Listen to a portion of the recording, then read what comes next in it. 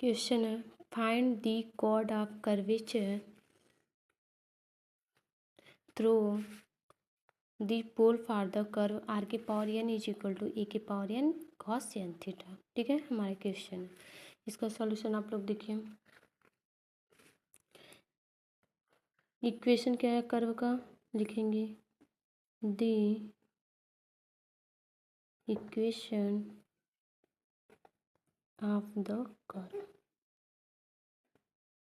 Curve का equation क्या दिया है, आर के power N is equal to A के power N cos N theta. इसको इक्वेशन फर्स्ट बना लेते हैं। ठीक है, इतना हमारा इक्वेशन दिया है फर्स्ट वाला कर्व का। अब क्या करते हैं, जब ऐसा वैल्यू देता है तो क्या करते हैं, taking log on both side, दोनों पक्षों में क्या करते हैं, लॉग ले लेते हैं।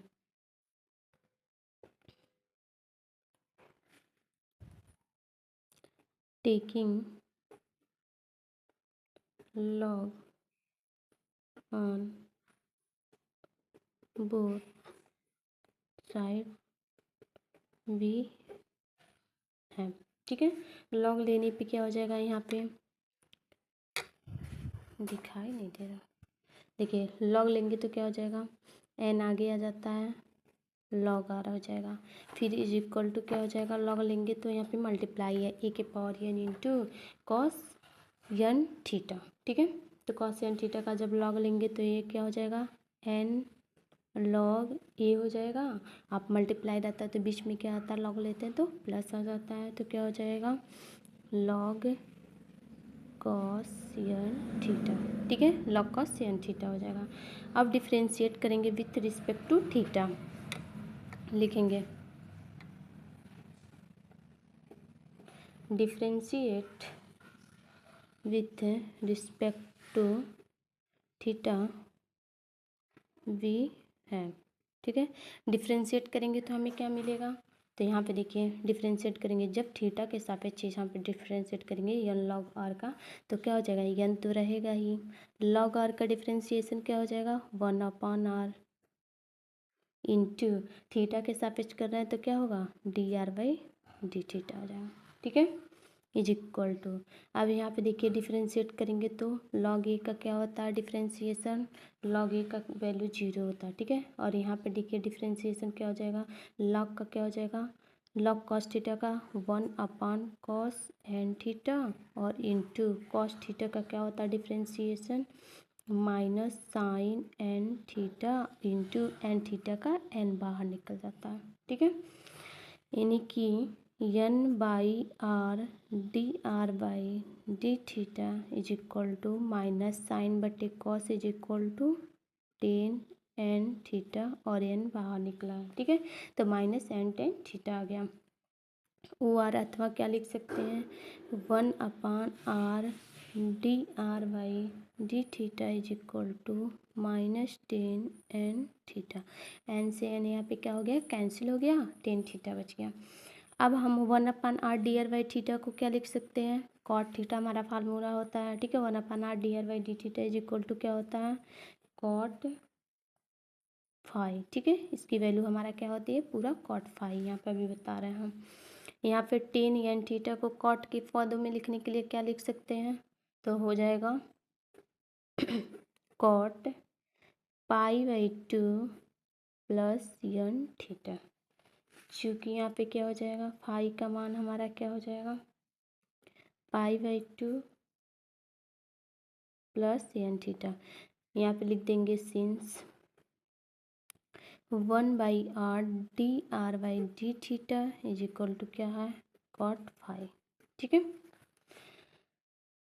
तो हो जाएगा cot phi is equal to हो गया इतना, यहाँ से कॉट कैंसिल हो जाएगा, यहाँ पे इज इक्वल टू यहाँ पे कर दिए हैं, कॉट से कॉट कैंसिल हो जाएगा तो फाई की मान क्या हो जाएगी हमारा, pi by 2 plus n theta हो जाएगा। ठीक है, फाई का मान आ गया। नाउ हम लोग क्या पढ़े हैं,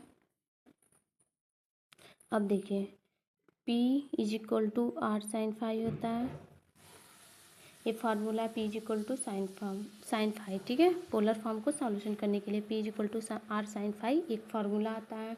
उसके बाद से हम लोग क्या लिख सकते हैं, P is equal to r sine phi की जगह पे फाई की जो वैल्यू आया वो लिखेंगे pi by 2 plus n theta ठीक है, इज इक्वल टू क्या आ जाएगा, r cos N theta, sine को कॉस में बदल दिया एन थीटा। ठीक है, अब इसको पी इज इक्वल टू क्या हो जाएगा, आर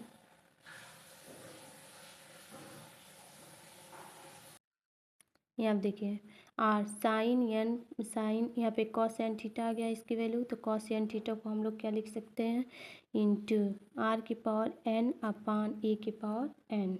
कहाँ से आया बता रहा है, चूँकि हम जानते हैं इक्वेशन फर्स्ट है, यहाँ पे इक्वेशन फर्स्ट में आप लोग देखिए क्या होता है, आर की power N is equal to क्या है, ए की power N cos N theta. अब यहाँ से कॉस एन थीटा की वैल्यू हम लोग निकालेंगे, cos N theta is equal to क्या आ जाएगा, आर के पावर एन अपान ए के पावर एन। ठीक, वही हम यहाँ पे क्या किए हैं, लिखे हैं आर के पावर एन अपान ए के पावर एन। ठीक है, अब इसको पी इज इक्वल टू क्या लिख सकते हैं, आर के power N plus one, multiply में रहता है पावर ऐड हो जाता है, अपान ए के power N is equal to ये क्या है, एफ आर है। ठीक है, लेट मान लेते हैं एफ आर।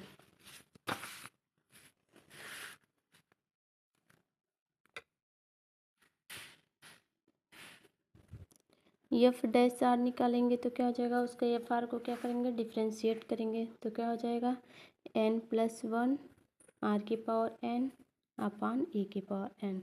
देखिए यहाँ पे जब भी आर की पावर एन प्लस वन होता है या किसी की पावर जब एन प्लस वन होता है तो क्या करेंगे, डिफ्रेंशिएट करते हैं तो ये पावर आगे आ जाता है, फिर से उसमें क्या हो जाता है, एक कम हो जाता है, तो वही यहाँ पे किया है। ठीक है, आ गया है। हम निकालेंगे जो हम फाइंड आउट करना था वो फाइंड आउट करेंगे, chord of curvature CURVATUR, curvature through the pole. ठीक है, किसी पोल का कर्वेचर निकालने के लिए फार्मूला क्या होता है, 2FR upon F dash are. इस फार्मूले को याद रखिएगा आप लोग, यही फार्मूला होता है। ठीक है, 2FR upon F dash are होता है किसी भी पोलर फॉर्म का रेडियस ऑफ कर्वेचर निकालने के लिए। ठीक है, या तो कॉर्ड ऑफ कर्वेचर निकालने का फार्मूला यही होता है, 2FR upon F dash are होता है। तो एफ आर की वैल्यू हम लोग क्या निकाले हैं, एफ आर की वैल्यू 2 से मल्टीप्लाई करेंगे, एफ आर की वैल्यू आर की power N plus one upon A की power N upon F dash R की वैल्यू क्या निकाले हैं, एन प्लस वन आर की पावर एन ए की power N is equal to total क्या हो जाएगा, 2R upon N plus one. ठीक है, ये क्या हो जाएगा, chord of the radius through the pole, यानी कि हमारा आंसर क्या आ गया, 2R upon N plus one, this is answer. ठीक है, 2FR upon F dash are का।